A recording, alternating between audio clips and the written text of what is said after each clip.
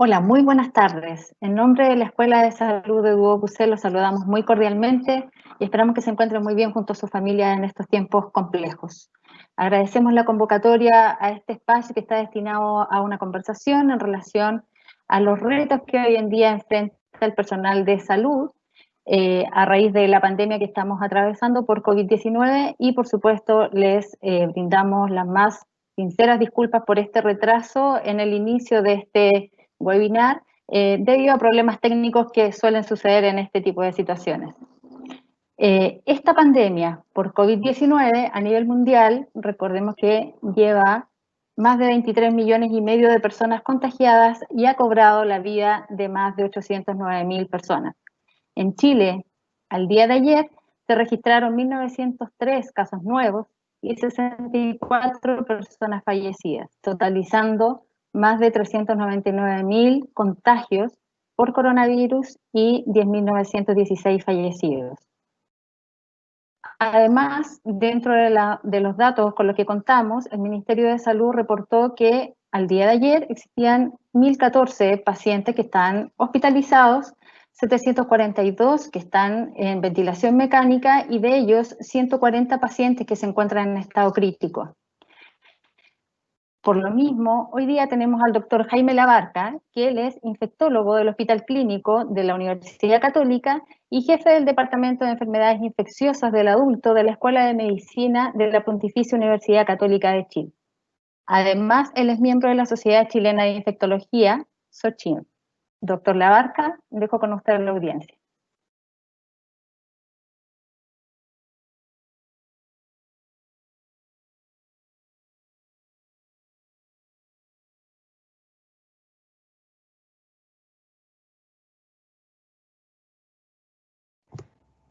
Doctor, por favor, encender el micrófono.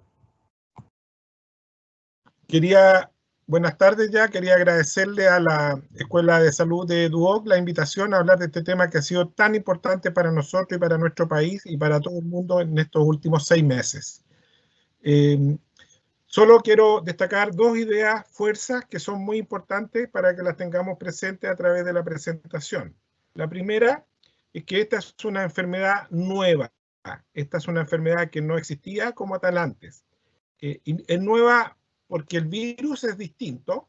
Si bien la familia existía, este virus no existía. Es nueva porque trae síntomas nuevos. Es nueva porque tiene una gravedad y una forma de evolución totalmente distinta a lo que habíamos visto en virus previamente. Es nueva además porque tiene una contagiosidad que es tremendamente importante. Y lo único que les puedo decir es que cuando el virus no había llegado a Chile y leíamos todos los reportes de lo que pasaba en China, la verdad es que no sabíamos exactamente bien de qué enfermedad estábamos hablando hasta que nos tocó vivir no uno, sino muchos casos de esta enfermedad. Y la segunda idea fuerza es que tenemos la epidemia o pandemia más grande en los últimos 100 años. No hay nada, ninguna enfermedad y ninguna epidemia o pandemia que haya tenido tanta repercusión sanitaria, tanta repercusión económica, tanta repercusión social como lo ha tenido esta pandemia. Nada, nada desde la epidemia de gripe española de 1918. Así que en los últimos 100 años, ninguna de las epidemias que ustedes hayan conocido alcanza la magnitud y el impacto de esta epidemia. Por lo tanto, estamos viviendo un periodo histórico. Esto es historia, esto va a quedar para la historia, definitivamente, lo que pasó antes, lo que pasó durante y lo que pasó después. Y va a traer un cambio social que no es menor. Lo peor de todo es que esto no ha terminado porque vienen brotes, rebrotes, ¿no es cierto? Todo el mundo está en la misma situación, mirando los que ya han pasado, la primera parte, ¿no es cierto? Los rebrotes, pero hay áreas muy importantes del mundo que todavía no han tenido el impacto que han tenido otras. Por ejemplo, África es un lugar donde todavía no ha empezado y puede ser, ¿no es cierto?, de una magnitud muy importante. Entonces, dos ideas fuerza, enfermedad nueva y la pandemia más importante de los últimos 100 años. si uno mira el calendario de las epidemias, ¿no es cierto?, a través de la historia, ¿no es cierto?, está la peste bubónica, la muerte negra, ¿no?, la plaga negra, ¿no es cierto?, y luego una serie de otros eventos. Esto es la Edad Media, por supuesto. Luego acá está, este círculo grande, es la epidemia de influenza española en 1918, y el COVID aparece, ¿no es cierto?, ahora el COVID-19 en el 2020. Quiero decirles que, de alguna manera, en los últimos años, el coronavirus se vino acercando en forma peligrosa, dado que hubo un SARS importante, muy importante en el 2002. El tiempo nos hizo olvidarnos de eso, pero en los momentos en que ocurrió en China y en muchos otros países del mundo hubo alarma mundial también. Luego ha estado presente otro virus en el Medio Oriente, que es el MERS, que es otro coronavirus. Esto intercalado, por supuesto, con la influenza del 2010 y con la crisis de ébola que hubo, ¿no es cierto?, la epidemia de ébola, que eso hubo hace algunos años atrás. Pero coronavirus ha estado dando problemas en la última década, los últimos 20 años, en forma repetitiva y con cierta magnitud. ¿Y qué ha pasado en Chile? La primera noticia que tuvimos nosotros en Chile fue el 31 de diciembre del 2019. El mismo día de Año Nuevo llegaron los reportes de que había una epidemia nueva en China que se asemejaba mucho al SARS del 2002. Eso nos hizo, a todos los que vivimos el SARS del año 2002, nos hizo recordar esa epidemia por las características clínicas que tenía. ¿Y qué pasó? Entre enero y febrero, en enero vimos cómo se instaló en China, cómo tuvo tremendo impacto, y estamos todos muy atentos, y en algunos otros países de Asia, y en febrero pareciera ser de que la cosa se iba a confinar a Asia, pero las malas noticias llegaron hacia el final de febrero, cuando supimos que Italia, España, Francia, Alemania, Inglaterra estaban sufriendo ya una pandemia con cierta magnitud. Dijimos, ya esto alcanzó Europa, y sin lugar a dudas ya va a alcanzar todo el mundo. Y lo que pasó es que no se demoró mucho, porque el 3 de marzo tuvimos el primer paciente en Chile, y de ahí la historia hasta el día de hoy ustedes la conocen, la han seguido por las noticias, por lo tanto han estado muy informados de lo que ha pasado. ¿De qué vamos a hablar hoy entonces? Vamos a hablar del virus, vamos a hablar del cuadro clínico, vamos a hablar del diagnóstico, vamos a hablar del tratamiento, vamos a hablar de la inmunidad, de la prevención y la estrategia de control. No vamos a hablar de la epidemiología global ni nacional, porque eso ustedes lo han seguido por las noticias con muy buena información. Hoy en día todo está disponible, ¿no es cierto?, incluso en las redes sociales. De tal manera que nos vamos a concentrar en los aspectos más bien médicos de esta enfermedad. Pero no se asusten, la lista es larga, pero para cada uno tengo muy pocas diapositivas. ¿De qué es el coronavirus? El coronavirus es el virus, son virus ARN que están envueltos, ¿no es cierto?, están distribuidos en ser humano de forma importante. Hay varias familias de coronavirus. Los que están con celeste acá son los coronavirus comunes. Producen básicamente el resfrío común, ese cuadro que nos produce decaimiento, congestión nasal, un poco de dolor de garganta, y que se nos van 2 o 3 días, que en general no tiene ninguna repercusión importante. Infecciones autolimitadas del tracto respiratorio superior. Pero los que están en rojo son los mutantes, las nuevas variantes que son muy graves, ¿no es cierto?, y muy epidémicas. Estas son altamente contagiosas y producen frecuentemente enfermedad grave, con neumonía, con insuficiencia respiratoria, y son parcialmente mortales o potencialmente mortales.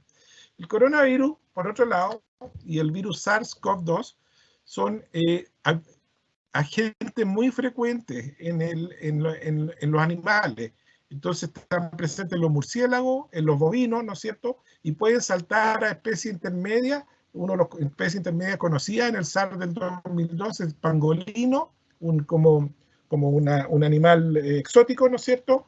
El camello también, que produce el MERS, y de ahí puede traspasar con más facilidad al ser humano, ¿no es cierto? De tal manera de que es una zoonosis, en el sentido en que pasa del animal al hombre, y cuando llega al hombre puede tomar características incluso más graves, más severas y distintas al ser humano.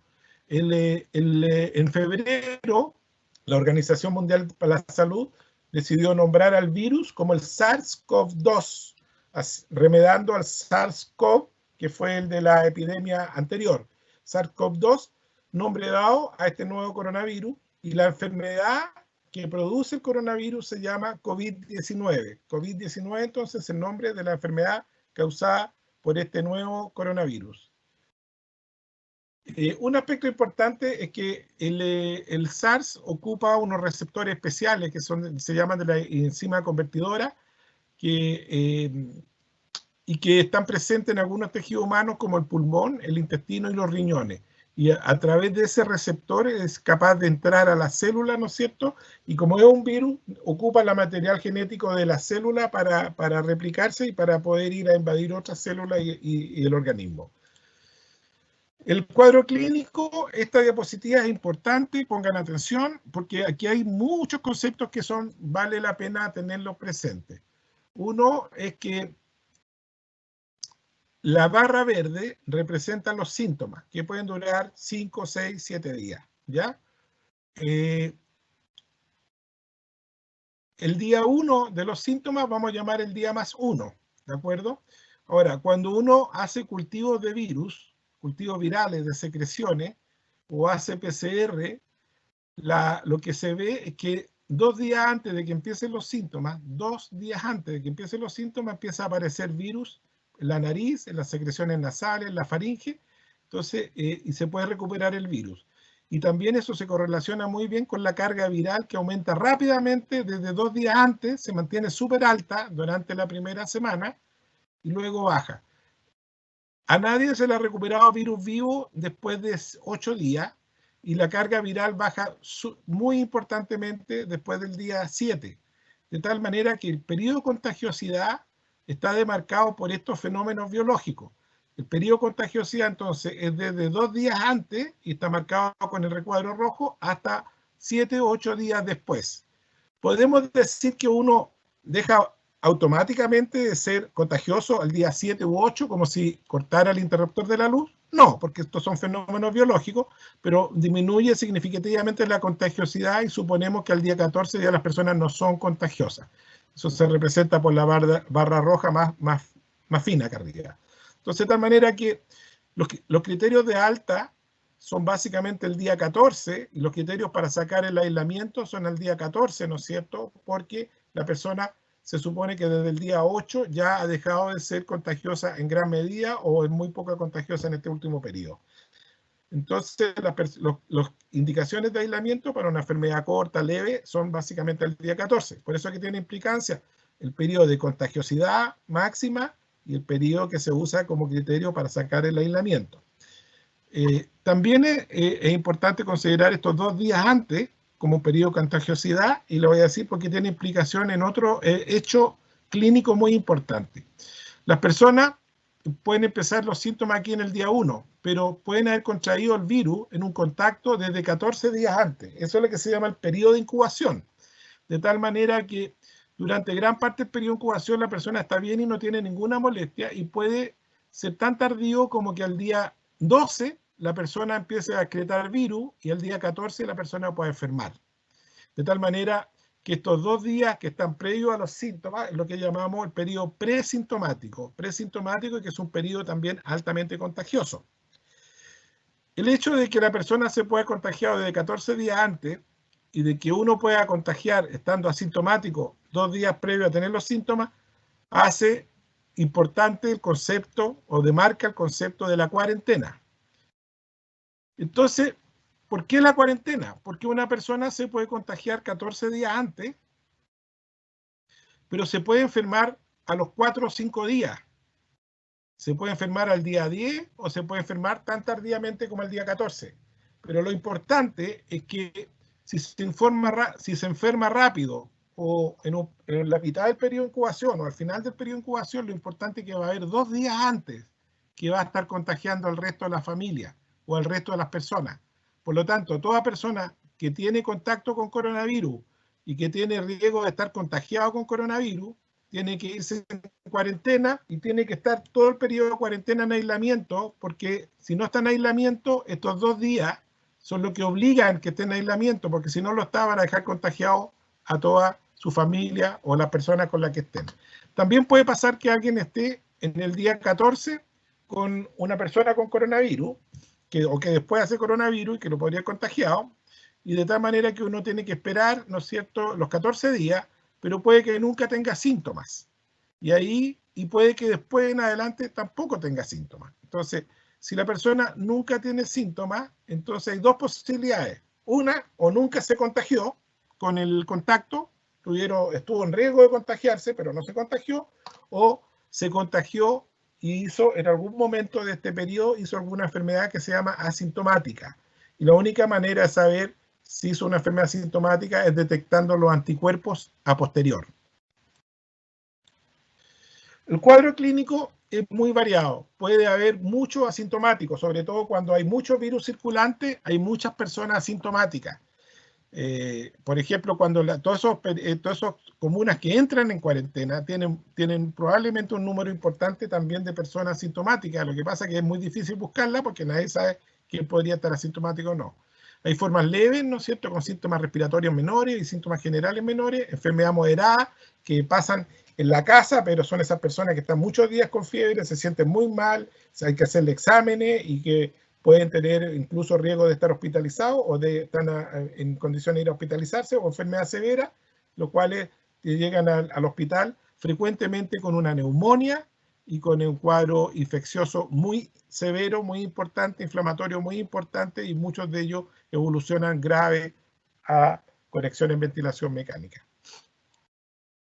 Los síntomas son de 4 tipos. Son síntomas generales, particularmente el decaimiento, compromiso de estado general, que llamamos nosotros dolores musculares, dolor de cabeza y fiebre. Esos son los síntomas generales que están indicando como que el virus está circulando dentro del cuerpo. También son comunes, particularmente algunas personas que tienen una enfermedad muy leve, son comunes los síntomas respiratorios altos. Esas personas pueden tener congestión nasal y pueden tener dolor de garganta. Y un síntoma muy particular, respiratorio alto, es la pérdida del olfato y la pérdida del gusto. Eso es un síntoma muy, muy especial que demarca un poco esta enfermedad.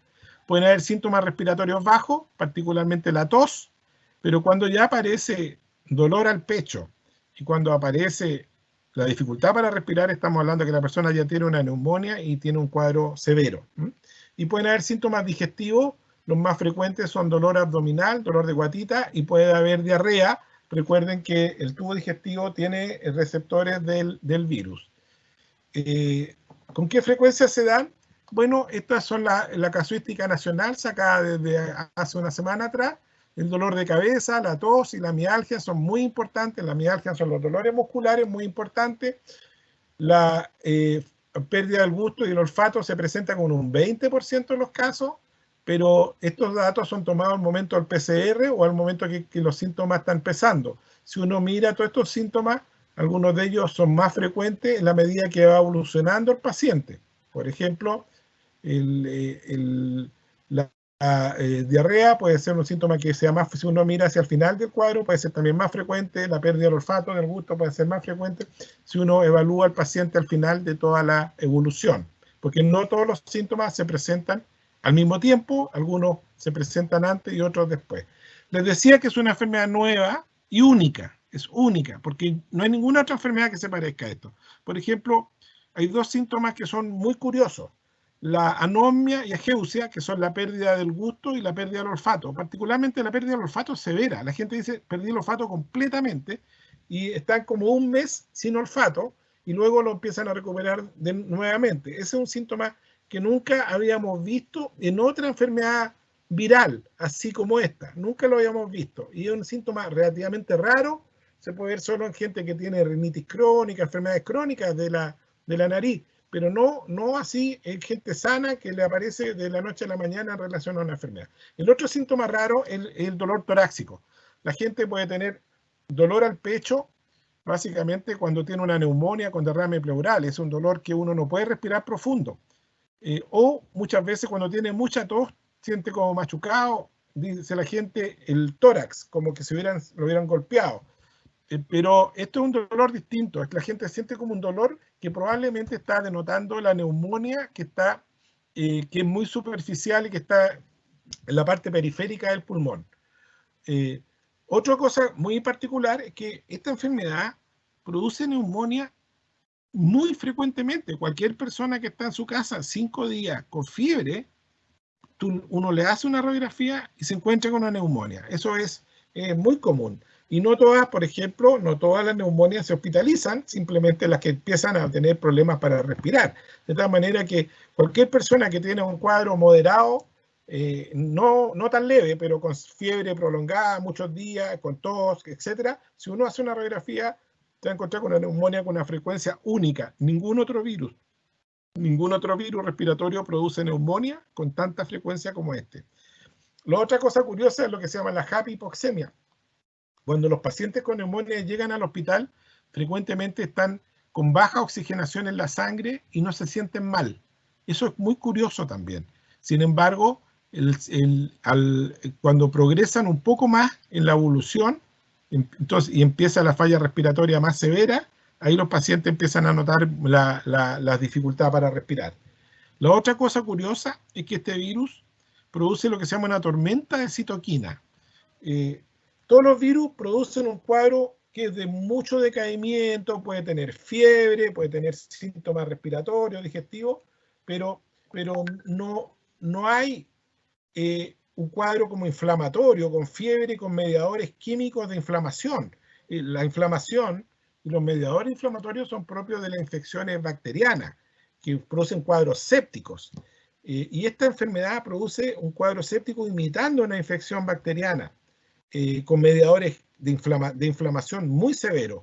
Y eso es lo que da en el cuadro grave de esta enfermedad. Y esto también es único, también un evento único para un virus. Y lo otro es la evolución prolongada. 1/3 de los pacientes están con síntomas de decaimiento, fatiga, tos y muchos otros síntomas después de 30 días a veces de enfermedad. No todos pasan la enfermedad en forma leve, ¿no es cierto?, y corta, sino muchos pacientes pueden tener una evolución en alguno de estos sentidos. Todos estos hechos son muy particulares, muy propios de esta enfermedad y no se ve en otra enfermedad, ni por coronavirus, ni por otros virus respiratorios. La neumonía es un evento, como dijimos, muy frecuente, es muy severa, produce una inflamación severa del pulmón, ¿no es cierto? La imagen, la radiografía frecuentemente la muestra con mucha frecuencia y el escáner muestra lesiones importantes, lleva a una insuficiencia respiratoria, que es lo que obliga a que los pacientes tengan que conectarse a un respirador artificial. Esto produce una inflamación del pulmón muy severa y finalmente los pacientes que están en ventilación mecánica y han pasado por una neumonía grave en ventilación mecánica pueden quedar con secuelas pulmonares posteriores. Y eso es lo que hay muchos estudios evaluando el grado, la magnitud y la frecuencia de las secuelas pulmonares.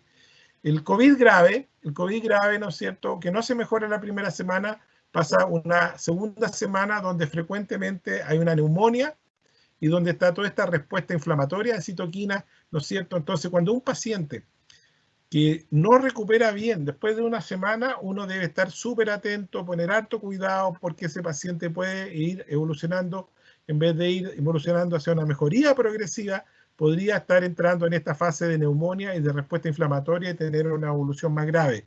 En general, la evolución más grave la vemos al final de la primera semana, ¿no es cierto? Y durante la segunda semana es cuando uno tiene que estar súper atento a la hospitalización y a los síntomas de la persona. La mortalidad es importante, ¿no es cierto? Pero claramente un conductor fuerte de mortalidad es la edad. Miren cómo la mortalidad aumentando, ¿no es cierto?, de forma muy importante en las personas sobre 70 años, pero empieza a elevarse sobre los 50 años. Ya sobre los 50 años no es broma tener coronavirus, ¿no es cierto? Y claramente sobre los 60 es más importante y sobre los 70 ya tiene consecuencias severas. Estos son los que se mueren, ojo, recuerden que por cada uno que se muere pueden haber 2, 3, 4 más que están hospitalizados, así que ojo que no, si tomamos en cuenta, sería interesante ver la curva de las hospitalizaciones, no solo la muerte, porque eso aumenta entonces el porcentaje. A los 70 años probablemente un 24%, uno de cada 4 termina hospitalizado, por ejemplo. Y claramente se asocia de alguna medida también por la edad con algunas enfermedades crónicas. La mortalidad está estimada en un 1 al 2%, pero está claramente influenciada por la detección total de casos. Por ejemplo, en Europa la mortalidad es súper alta, 8 o 10%, pero no detectaban todos los casos que ocurrían en la comunidad. En Chile sí, porque hay mucho testeo, pero en Europa no se hacía todo el testeo suficiente. Después está determinada también por la demografía del país. ¿Qué es la demografía del país? Las características, por ejemplo, etarias. Si hay mucha gente mayor, por ejemplo, en el país pueden morir más. En Europa, por ejemplo, también lo afectó. Uno, que no detectaban todos los casos que ocurrían en la comunidad, pero por otro lado también tenían población muy mayor. Y lo otro que determina mortalidad más severa es el colapso sanitario, cuando ya el sistema de salud no es capaz de dar ventilación oportuna a todas las personas y están llegando muy tardío, la mortalidad en la UCI se incrementa significativamente, 3-4 veces más que en los lugares donde no hay colapso sanitario. De tal manera que mortalidad en la UCI puede ser un buen indicador del colapso sanitario. Desde el punto de vista diagnóstico, ustedes saben, el examen para hacer el diagnóstico de la enfermedad es la PCR, que detecta, ¿no es cierto?, distintos segmentos, y por lo menos hay 2 segmentos que sirven mucho para las PCR, y esto se implementó en Chile desde algunos lugares, ¿no es cierto? Uno, primero en salud pública, después la universidad, y después prácticamente ahora tenemos capacidad para hacer entre 20.000 y 30.000 test al día. Una capacidad que quedó instalada y que se está usando mucho para buscar ahora activamente todos los casos y poder controlarlo de forma muy rápida. El test de antígeno es un test que sirve como screening, pero no todos los tests, el rendimiento es muy variado dependiendo de la marca, es útil para screening, por ejemplo, en algunas situaciones, pero requiere ser confirmado por PCR. Screening llamamos, por ejemplo, esa gente que entra a faenas, por ejemplo, entran todos juntos y van a estar durante un periodo de tiempo todos juntos, entonces es muy importante tenerlo como un test para evaluar si vienen con, en vez de hacer PCR, si pudieran estar contagiados o no, sobre todo en épocas de epidemia también. Y el test de anticuerpos, que este test de la gotita rápida del dedo que se ha hecho tanta promoción, no sirve para el diagnóstico ni para screening, para detectar ni asintomáticos en screening, ni para el diagnóstico de la enfermedad. Solo sirve para evaluar la producción de anticuerpos post-COVID.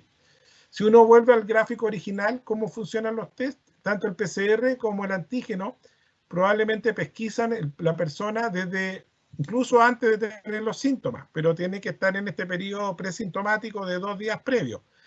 El antígeno no sabemos bien cuánto tiempo permanece positivo, pero sabemos que funciona muy bien durante el periodo sintomático. El PCR funciona muy bien también durante el periodo sintomático, pero se prolonga y se prolonga y se puede seguir prolongando. De tal manera que esta excreción de PCR posterior no sirve para hacer, por ejemplo, un control post-alta. Nosotros damos de alta en criterios, con criterios de temporalidad, 14 días después de iniciados los síntomas. Pero no usamos el PCR porque si sale positivo no significa nada, solo significa que pueden haber detección de material genético y este PCR positivo posterior tampoco se asocia con contagiosidad. Así que no se usa el PCR como método de alta.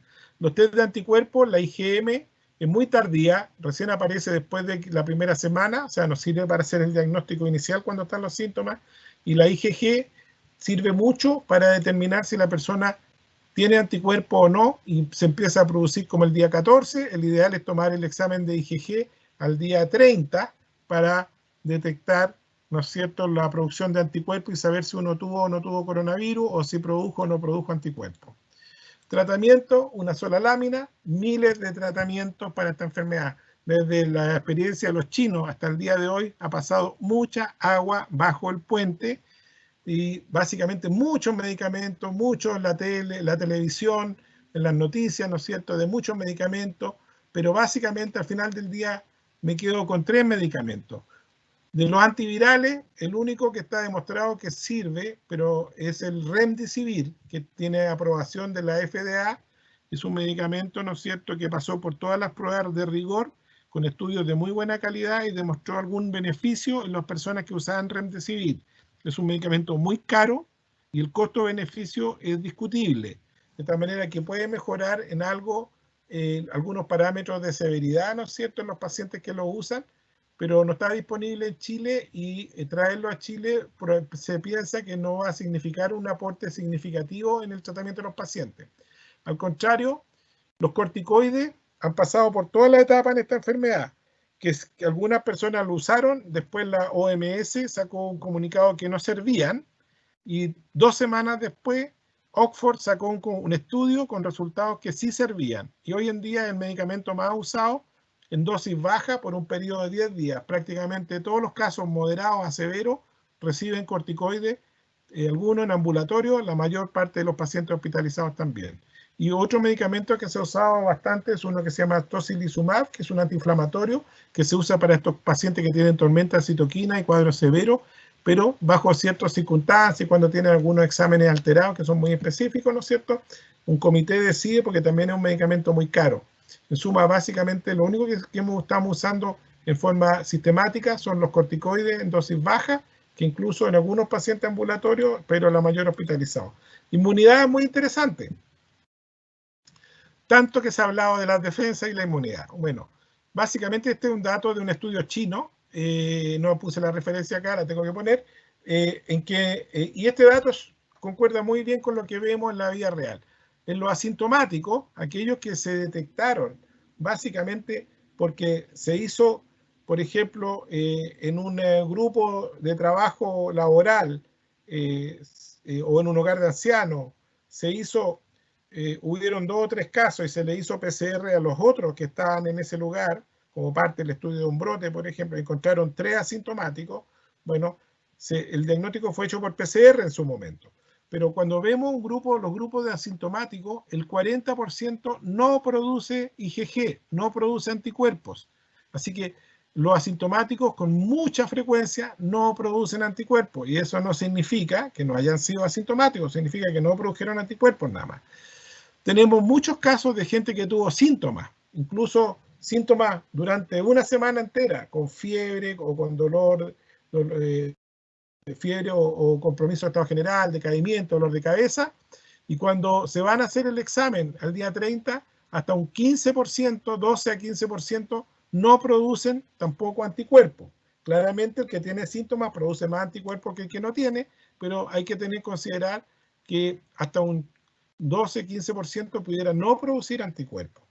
Entonces, como frustrante, porque uno ha pasado por el coronavirus, lo ha pasado mal, ha estado 14 días en aislamiento, se va a hacer al día 30 el anticuerpo y le sale que están negativos.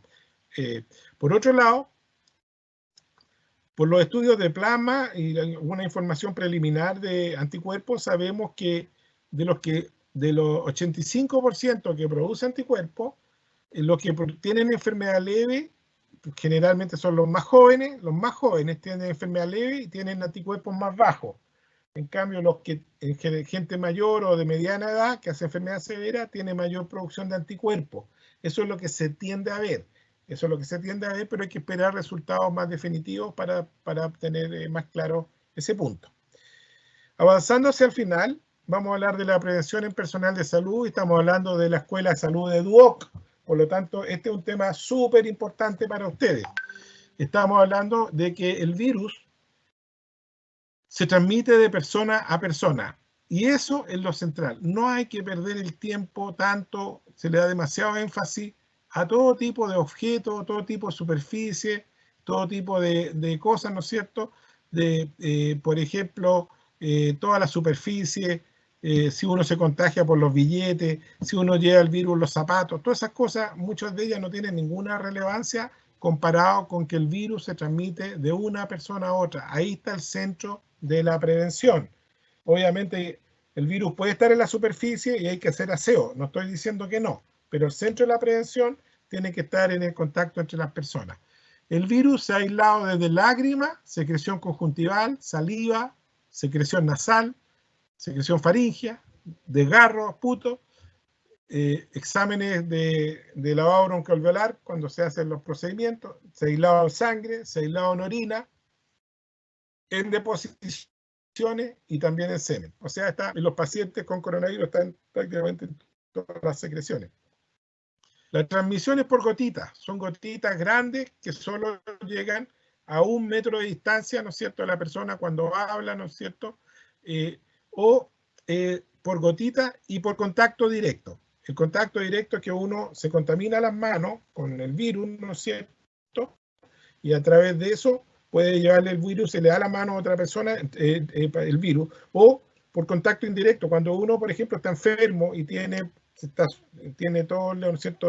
Está sonando las secreciones, deja todas los pañuelos desechables, los deja en el velador. Bueno, va a haber mucho virus ahí. Si llega alguien y toca esos pañuelos sin precaución y después no se lava las manos, se puede contagiar con virus, por ejemplo, ¿no es cierto? Por poner un ejemplo medio grosero, pero contacto directo. Entonces, la prevención radica en la distancia social, más de 1 metro, y el higiene de manos, ¿no es cierto?, como corresponde.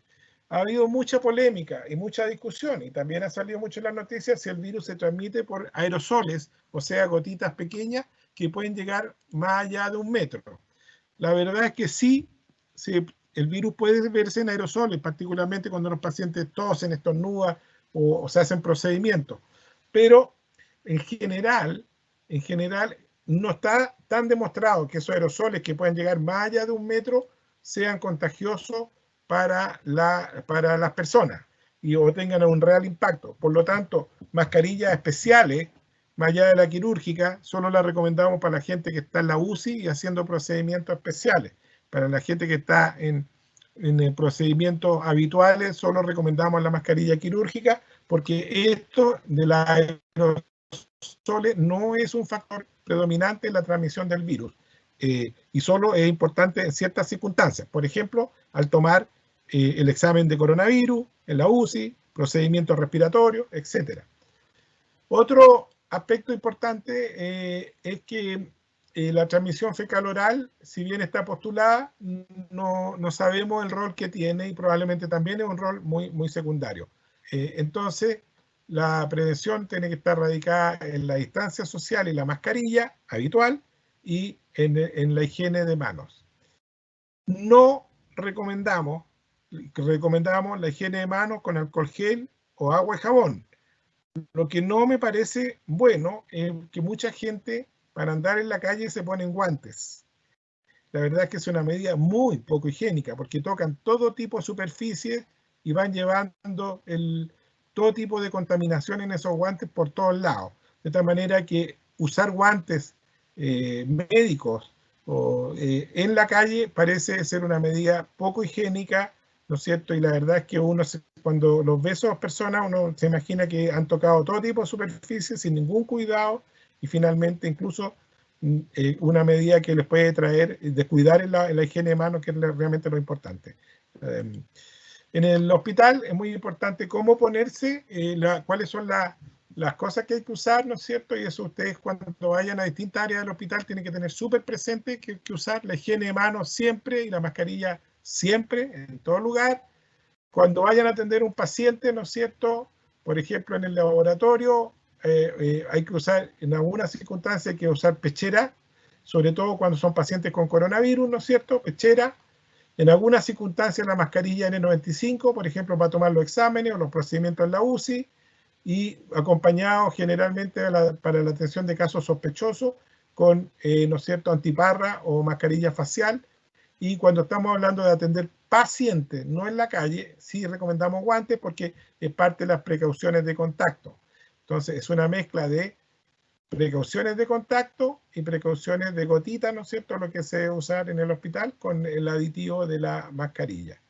Estos son los implementos que tienen que usar en distintas circunstancias durante el hospital. Tener muy claro los pasos para ponerse, ¿no es cierto?, el delantal, la mascarilla, ¿no es cierto?, y luego los guantes. Pero más importante, después de atender a un paciente con coronavirus, tener presente cómo sacárselo. Primero, quítese los guantes y luego la bata, higienice sus manos, luego se saca la protección ocular de atrás hacia adelante, se saca la mascarilla de atrás hacia adelante y luego higiene las manos. Este procedimiento para sacarse los equipos de protección personal son muy importantes y tan importante como ponerse bien los equipos, es muy importante y más importante saber tener presente todos los pasos para sacarse los equipos de protección personal.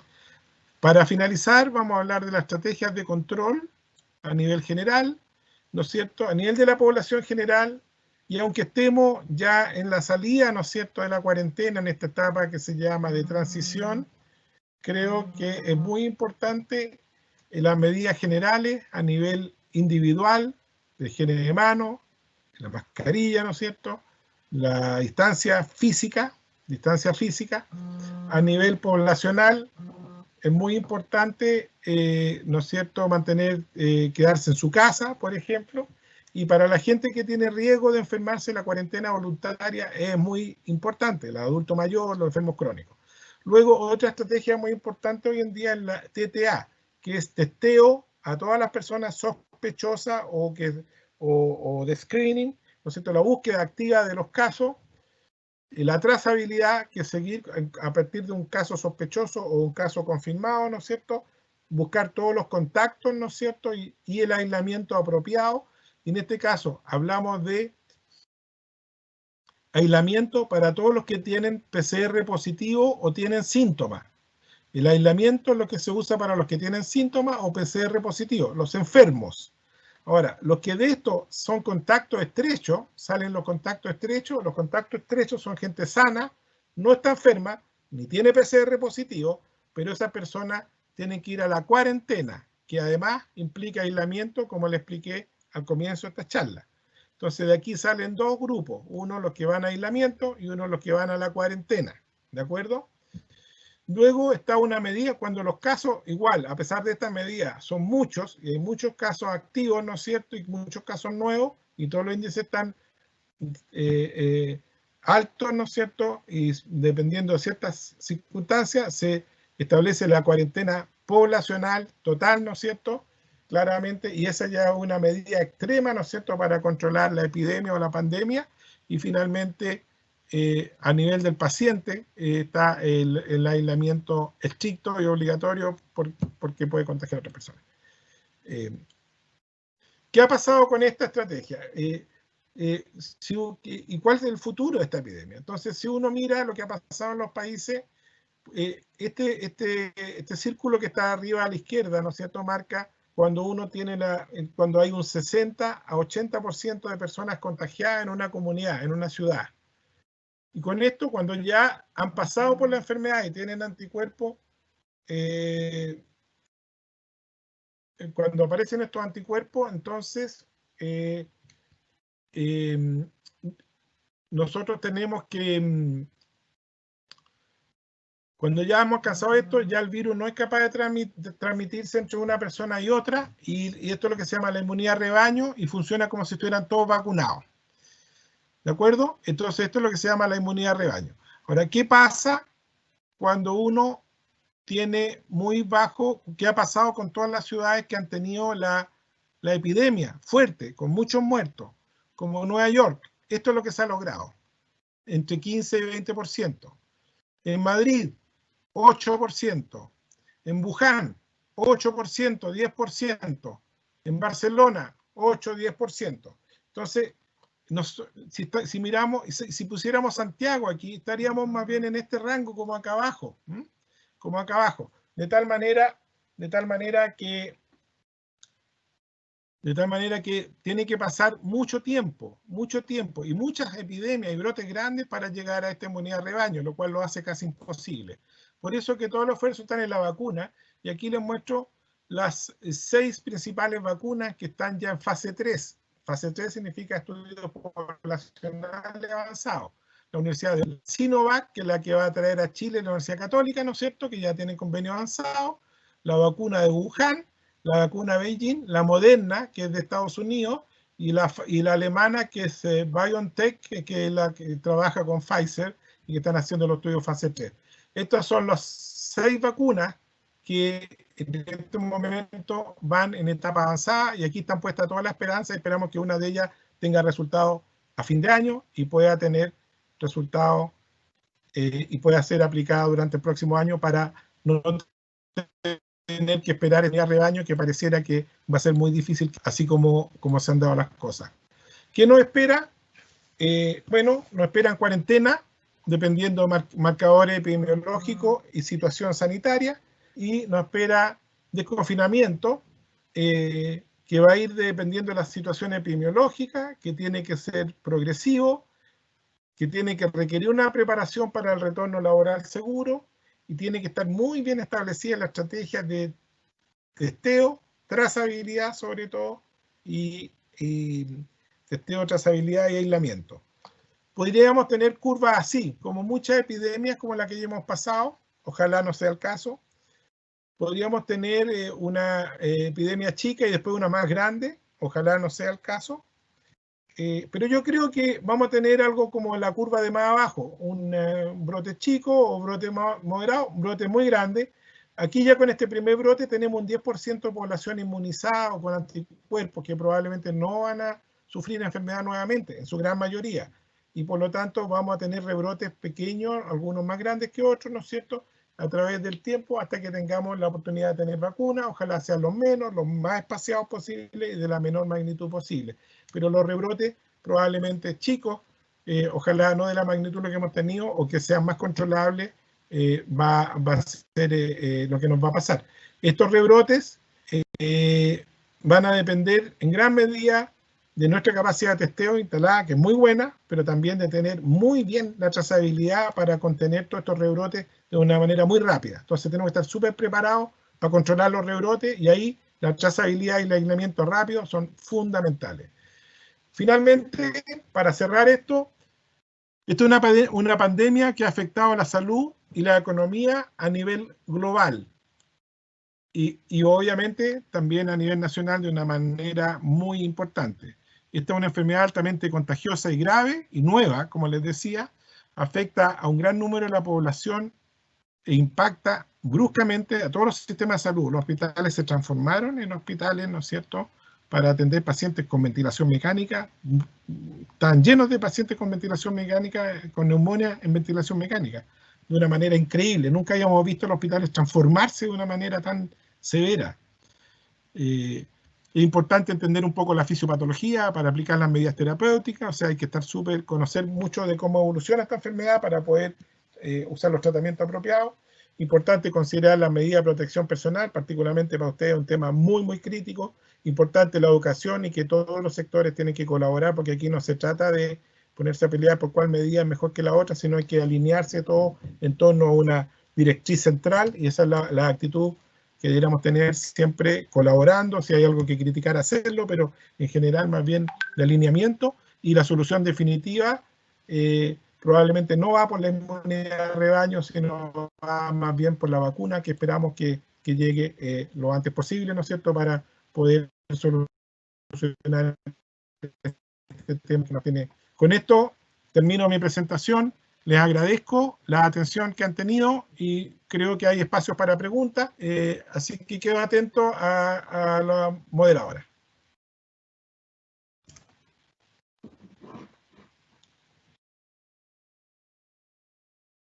Muchísimas gracias, doctor Labarca, por esta completa presentación de este tema. A continuación, en el chat van a poder ver el link de la encuesta, que para nosotros es relevante que puedan contestar para considerar en nuestras futuras presentaciones. Bueno, tenemos varias preguntas de nuestra audiencia, que agradecemos también el interés de este tema, que genera varias consultas. Una de ellas es, considerando que esta pandemia y este coronavirus llegó para quedarse en este país y en el mundo, ¿cuál considera usted que son los principales desafíos que debe enfrentar hoy en día, preparándose para que esta situación se mantenga durante mucho tiempo más? Estamos hablando acá que este país tuvo que reconvertir camas, convertir camas en unidades críticas, que antes eran unidades de baja y mediana complejidad. Hoy en día ya necesitamos unidades de cuidados intensivos, necesitamos para eso personal especializado. Entonces, ¿cuáles cree usted que son los principales desafíos que debemos enfrentar, considerando también un tema de salud mental de los trabajadores de la salud?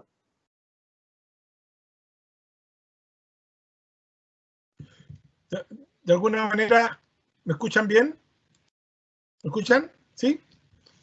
De alguna manera, los principales desafíos, yo creo que ¿qué tenemos ahora? Tenemos un país que viene bajando de la situación de epidemia muy severa que tuvimos. pero todavía tenemos cifras altas. No estamos como en abril, estamos con más casos que en abril, ¿no es cierto?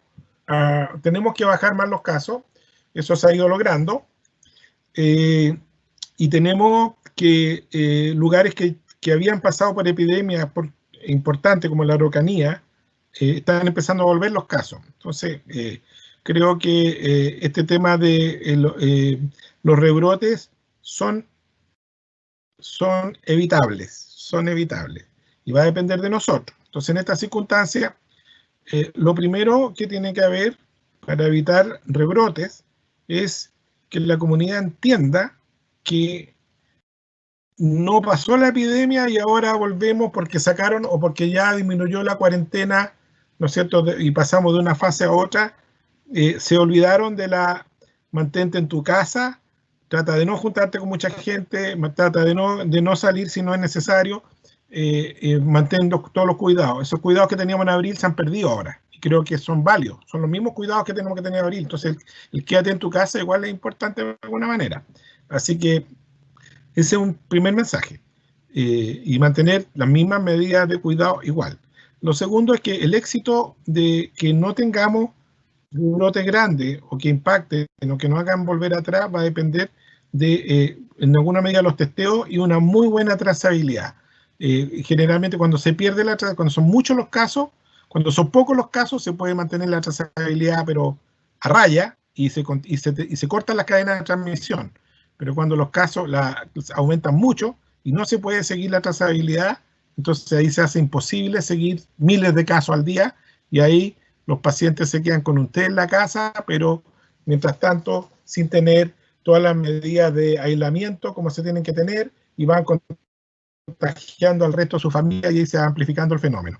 Entonces, la trazabilidad es muy importante. Entonces, el éxito radica primero en que la comunidad esté súper educada y súper consciente de que este problema no se ha ido, porque solo tienen inmunidad un 10% de la población y porque el virus sigue circulando. Entonces, en ese contexto, tienen que tener presente todas las medidas básicas de educación, lo que está en la base de la pirámide que les mostré, y la segunda base, la test, trazabilidad y aislamiento, a rigor, digamos, tiene al 100%. Entonces, eso es. El test está al 100%, yo no me cabe duda, pero todavía la trazabilidad requiere personas, muchas personas. Y eso todavía probablemente se ha ido mejorando. Ese es el gran desafío que tiene la autoridad de salud. Perfecto, muchas gracias, doctor. Por acá tenemos otra pregunta que va relacionada a lo que usted estaba mencionando recién. ¿Qué probabilidades hay de tener un rebrote prontamente y, según su experiencia, cree que han sido apropiadas las medidas de apertura de recintos públicos que hemos visto en la televisión? Bueno, yo creo que de alguna manera la posibilidad, hay que considerar que los rebrotes son evitables. Ese es un mensaje que yo creo que tiene que quedar bien claro. No es que sean inevitables como fatalmente pensada, digamos. Ahora, y para evitar eso, lo importante es lo que yo acabo de conversar. Ahora, respecto a la apertura, bueno, la verdad es que si la gente saliera solo si es estrictamente necesario, y fuera tomado con un nivel de responsabilidad cultural importante, podría ser posible que esto no afecte la etapa de transición. Un ejemplo claro es Suecia. Suecia tienen pocas restricciones, pero la gente se cuida, súper respetuosa, no salen si no saben que están en una zona, y han logrado, sin tener tantas restricciones, ser exitosos.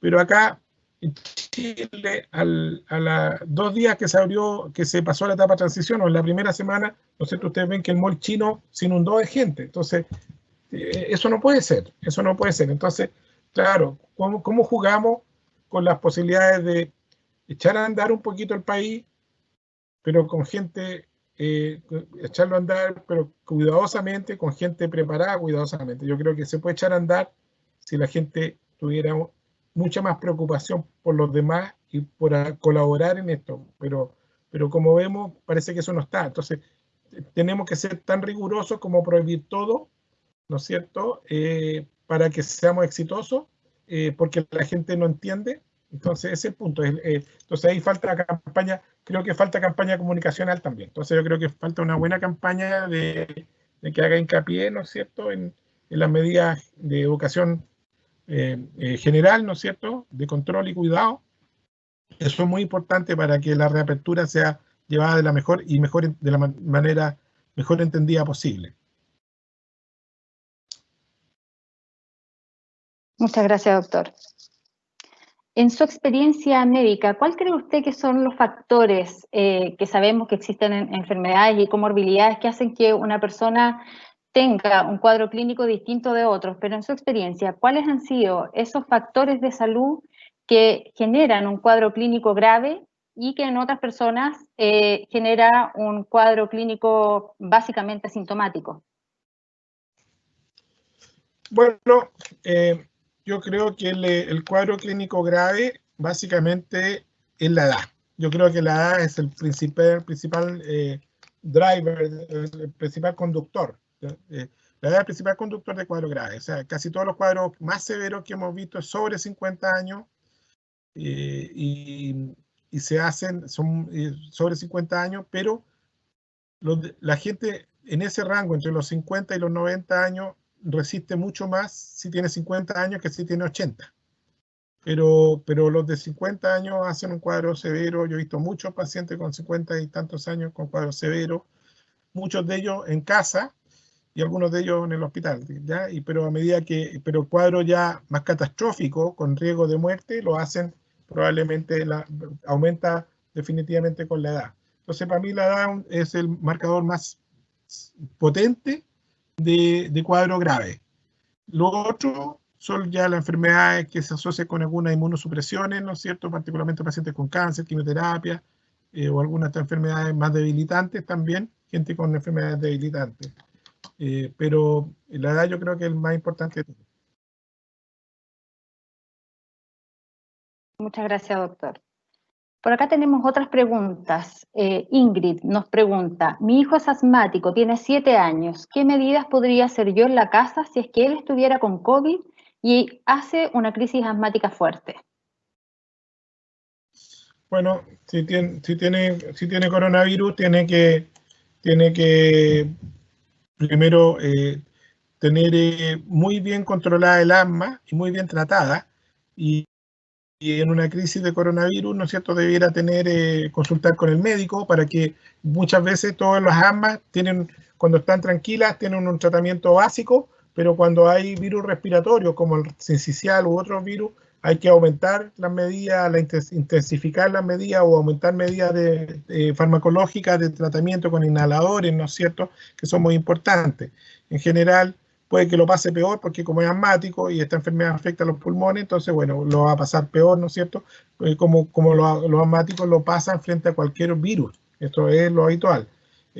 Pero no es el coronavirus particularmente un factor especial en niños, digamos, que tenga un rol de llevarlo a esta enfermedad tan severa. Logran controlar la enfermedad con mucha más de manera más fácil, digamos. Perfecto, muchas gracias, doctor. Recordamos a nuestra audiencia que puedan contestar la encuesta que nos va a permitir mejorar nuestros procesos en adelante. Por acá tenemos a Víctor que consulta. Tengo miedo de viajar en avión por temor a contagiarme al tocar algo. Si no pudiera lavarme las manos tan rápido, ¿cuánto rato estará el virus en mis manos? No, en general, lo que pasa es que no hay que andar mirando que el virus está en todas partes. No, no es así.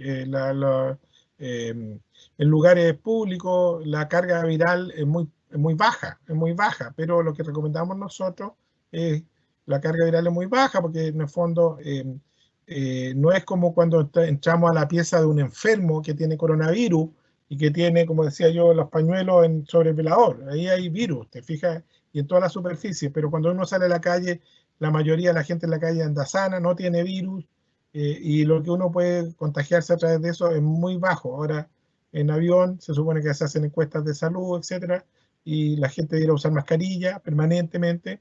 Por lo tanto, yo creo que las medidas están relativamente controladas. El alcohol gel, antes de subirse al avión, ojalá cada media o una hora durante el viaje en avión, y a la salida del avión también usar el alcohol gel. Pero no requiere más que eso, mascarilla, de todas maneras, alcohol gel con cierta frecuencia y nada más. Y que por favor no se ponga guantes para andar en la calle. Se pide nota. Doctor, tenemos una última pregunta por acá. ¿Un paciente con CIV, coagulación intravascular, puede tener secuelas graves pulmonares?